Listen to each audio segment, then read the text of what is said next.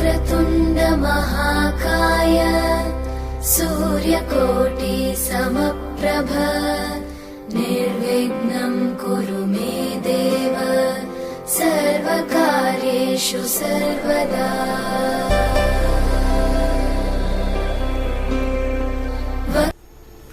नमस्कार, दिनेश कुमार माली, कक्षा एकादशी, विषय गणित। हम जो आज अध्ययन कर रहे हैं अध्याय दूसरा, संबंध व फलन, रिलेशंस एंड फंक्शंस। इससे पहले हमने जो पढ़ा था समुच्चय, तो समुच्चय के हमने उद्देश्य में हमने पढ़ा था कि संबंध और फलन का ज्ञान प्राप्त करने के लिए समुच्चय पढ़ना जरूरी है। फिर उसके बाद हमारा जो आज टॉपिक है संबंध और फलन। तो पहला हमारा टॉपिक है संबंध।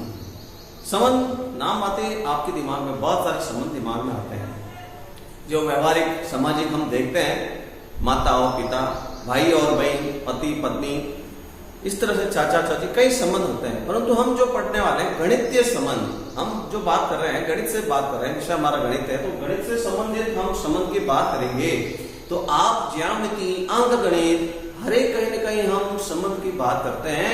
जैसे प्राकृत संख्याओं में सम संख्या, तो प्राकृत संख्याओं में सम संख्या, दो रेखाएं समांतर, दो रेखाएं प्रतिच्छेदी, एक कोण दूसरा कोण, एक समकोण है तो वो समद्विबाहु त्रिभुज हो सकता है। तो इस तरह से एक दूसरे से तुलनात्मक करते हुए संबंध हम दर्शा सकते हैं।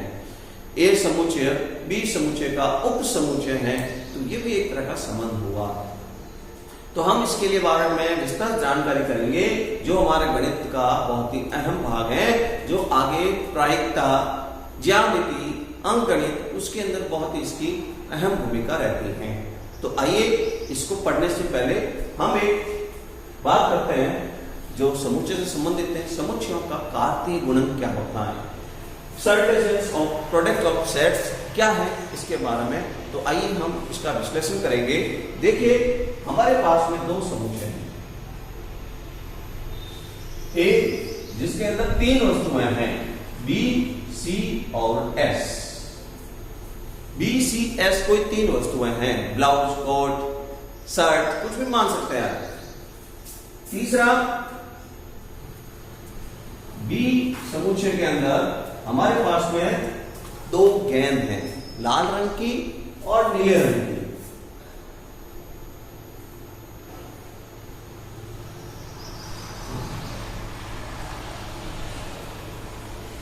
ये दो समुच्चय हमने जो लिए हैं, ए नाम देकर बी नाम देकर, तो इसके अंदर वस्तु रखी हुई है कुछ तीन, जिसका नाम बी, सी, एस दे दिया।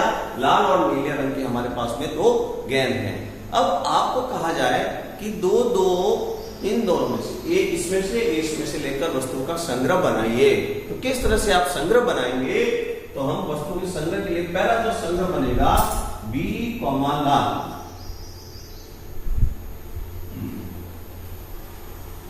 ये पहला हमारा संग्रह बना। ए और बी से लेकर हम एक वस्तुओं का संग्रह बना रहे हैं। बी, नीला,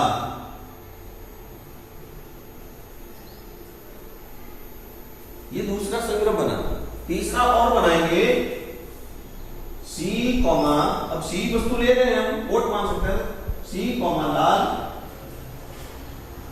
कोष्टक छोटा लगाए, बीच में कॉमा लगाए, दोनों वस्तुओं के नाम के।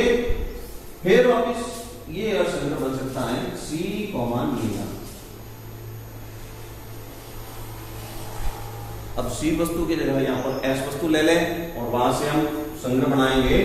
तो एस, लाल, एस, नीला।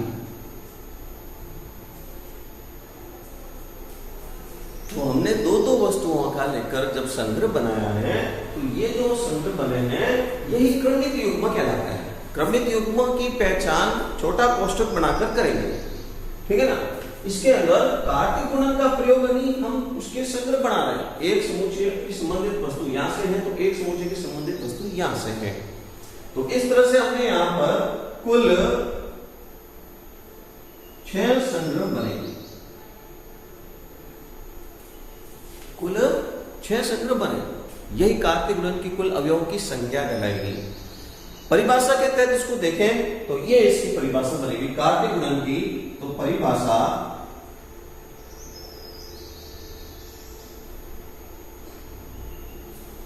यदि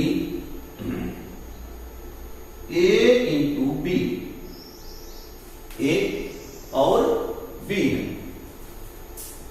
के अवयव,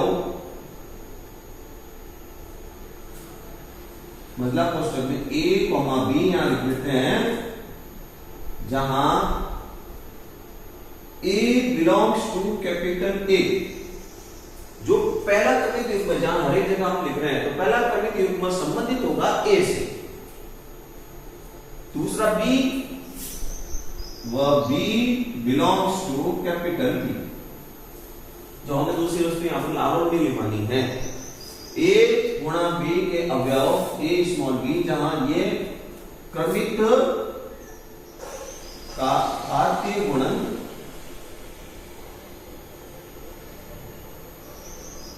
का समुच्चय, घातीय गुणन का समुच्चय कहलाता है। तो इस तरह से कार्तीय गुणन के समुच्चय हम बना सकते हैं। दो समुच्चय, एक प्रथम जो अवयव है वो पहले समुच्चय से संबंधित रहेगा, दूसरा जो अवयव है दूसरे समुच्चय से संबंधित रहेगा, और उसके इस तरह से हम दो वस्तुओं का लेकर संग्रह बनाएंगे। इसी को कार्तीय युग्म कहेंगे। कार्तीय युग्म को दर्शाने के लिए आप हमेशा छोटा कोष्टक का प्रयोग करना है, बीच में कॉमा लगाकर लिखना है। ठीक है, तो अभी हम यहां पर number of A into B ज्ञात करना है कि कार्तीय गुणन के अवयवों की संख्या कितनी है। कार्तीय अवयवों की संख्या, तो आपको ए समुच्चय में और बी समुच्चय में संख्या क्या है वो ध्यान में आनी चाहिए। तो number of A into number of B, number of A into number of B. A समुच्चय में अवयवों की संख्या को बी समुच्चय में अवयवों की संख्या से गुणा करेंगे, तो जो गुणनफल आएगा वही उसकी कार्तीय गुणन में अवयवों की संख्या होगी। ठीक है ना, कार्तीय गुणन में अवयवों की संख्या होगी। जैसे अभी हमने यहां पर बात किया, तो इसमें 3, number of A 3, 2 number of B 2, तो 3 इंटू 2 हमने यहां पर बोला अभी बढ़ाकर 6 संग्रह, तो 6 क्रमिक युग्म हैं।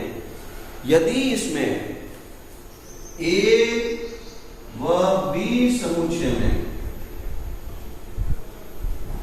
ए व बी समुच्चय, ए या बी दोनों ही, या ए या बी दोनों में से कोई एक, ए व बी समुच्चय में से कोई एक रिक्त समुच्चय, कोई एक रिक्त समुच्चय को 5 से ऐड करते हैं, 5 हो तो number of A into B, कार्तीय गुणन का मान भी 5 हो जाएगा, रिक्त समुच्चय हो जाएगा, रिक्त समुच्चय हो जाएगा। ठीक है, ध्यान रखें, लिखिए इसको समझते हुए। तो अभी आपको बात की वो समझ आनी चाहिए, ए और बी समुच्चय में से कोई एक रिक्त समुच्चय है, ए या बी दोनों ही, या ए या बी किसी एक को भी रिक्त समुच्चय मानेंगे, तो उसका कार्तीय गुणनफल का मान 5 यानी रिक्त समुच्चय होगा। आइए और एक बात करते हैं, ए व बी में से, ये दोनों ही अरिक्त हैं, में से अरिक्त समुच्चय, ए व बी दोनों ही अरिक्त है, यानी 5 नहीं है, अरिक्त है, कोई कोई अवयव है उसमें, किसी एक समुच्चय अपरिमित समुच्चय, अपरिमित समुच्चय हो तो number of A into B, number of A into B is equal to अपरिमित। कोई दोनों में से एक, अपरिमित है या दोनों ही अपरिमित है। अपरिमित समुच्चय का अर्थ है कि वह समुच्चय जिसमें अवयवों की संख्या अनंत है, अपरिभाषित, जिसको काउंट नहीं कर सकते, तो उसका number of A into B जो कार्तीय गुणन बनेंगे वो भी अपरिमित होंगे। हम लिख तो सकते हैं, बना सकते हैं, परंतु वो पूरा हम ज्ञात नहीं कर सकते, परिभाषित के रूप में अनंत लिखते हुए डॉट डॉट डॉट बनाना पड़ेगा। ठीक है, इसके लिए हम एक उदाहरण लेते हैं। जैसे a बराबर, यहां पर आपके सामने एक समुच्चय 1 2, a बराबर 1 2, b बराबर -1 -2। अब आपको बोल दिया जाए और इसको हम b को अपरिमित कर लेते हैं, b को हमने अपरिमित बना दिया। अब आपको कह दिया जाए a में समुच्चय में अवयव है 1 2, b में समुच्चय में अवयव -1 -2 ऋणात्मक संख्या में पूर्णांक है और डॉट डॉट डॉट यानी वो अपरिमित है। तो अब आपको कह दिया जाए, बताइए a इंटू बी, तो हम a और b बना सकते हैं।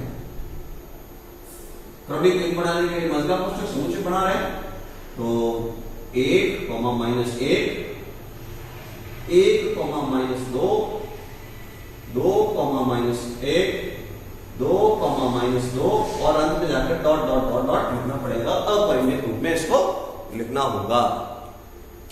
ठीक है, यदि a और b, a समुच्चय में और b समुच्चय में समान अवयव है तो उसका जो कार्तीय गुणन होगा वो भी समान कार्तीय गुणन बनेगा। ठीक है, आइए हम इसको एक उदाहरण देकर समझते हैं।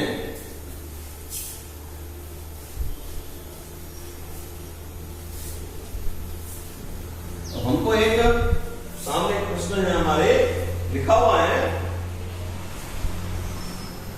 a में लिखा हुआ है 1 2 3,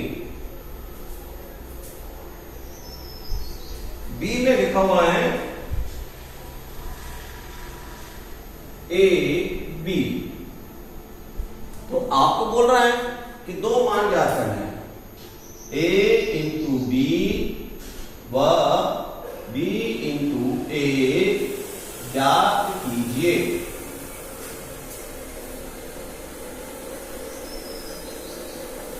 a इंटू बी, कार्तीय गुणन बनाना है आपको, समुच्चय के कार्तीय गुणन। ठीक है, ये जो हम बना रहे हैं वो क्या है, कार्तीय गुणन। तो a इंटू बी, पहले हम a इंटू बी के लिए काम करेंगे। a गुणा b बराबर 1 2 3 गुणा a b। ठीक है, तो अब कार्तीय गुणन बनाने के लिए काम करेंगे। आपको ध्यान है 3 इंटू 2 6 अवयव बनेंगे कार्तीय गुणन में। तो पहला एक अवयव हम लेते हैं 1, तो 1 का संबंध a से, तो 1 का संबंध b से, 1 b। जो पहले है वो प्रथम अवयव का ही काम करेगा। 2 1 2 b, अंतिम 3 a 3 b, मतलब पुस्तक बंद।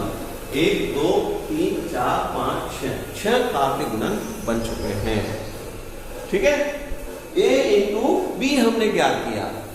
वापिस एक और हमको करना है क्वेश्चन, b इंटू a।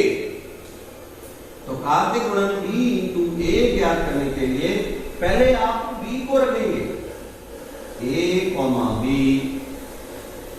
दूसरा समुच्चय 1 2 3, तो कार्तीय गुणन की संख्या तो वही रहेगी, 3 इंटू 2 या 2 इंटू 3 6 कार्तीय युग्म बनेंगे और कार्तीय गुणन हम लिखेंगे। परंतु यहां तो कुछ परिवर्तन तो करना ही है। परिवर्तन क्या करना है कि b इंटू a, तो b के अवयव युग्म में पहले लिखे जाएंगे। तो a का युग्म 1 से, गुणन का मतलब ये नहीं कि आप गुणा करके लिखते हैं a1, ऐसा नहीं लिखना है, युग्म बनाना है। कार्तीय युग्म की पहचान यही है, कोष्टक बनाएं, दोनों युग्मों के अवयव को लिखें, बीच में कॉमा लगाएं, a1 पुनः a2 a3 बी से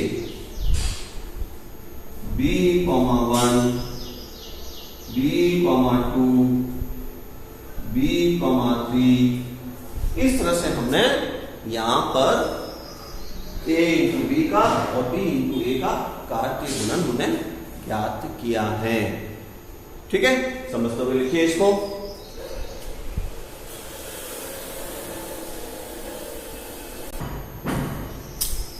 तो आज जो हमने पढ़ा है कार्तीय गुणन सूचक, जो आगे हमको समझ के बारे में जानकारी के लिए आवश्यक था, इससे संबंधित आज कुछ प्रश्न, बहुत प्रश्न का अभ्यास करेंगे आप।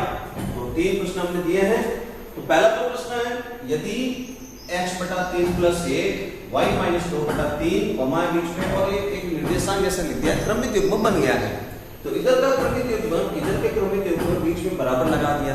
इसका मतलब ये एक समान क्रमित युग्म हो गए। पहला अवयव के समान करें, दूसरा अवयव दूसरे अवयव के समान करें और x और y का मान ज्ञात करें। दूसरे प्रश्न में G 7, 8 एक समुच्चय दिया हुआ है, H 5, 4, 2, तो आपको कार्तीय गुणन ज्ञात करने हैं। G इंटू H और H इंटू G का मान ज्ञात करना है। तीसरा प्रश्न में P बराबर Mn, Q बराबर Nm, M और N अभी उसमें भी हुई है परंतु क्रम बदल गया है, तो यहाँ पर P इंटू Q का मान दिया हुआ है, कार्तीय गुणन आपको बना कर दे दिया है। क्या ये सही है या गलत, कारण सहित आपको बताना है। लिखेंगे और करेंगे। धन्यवाद।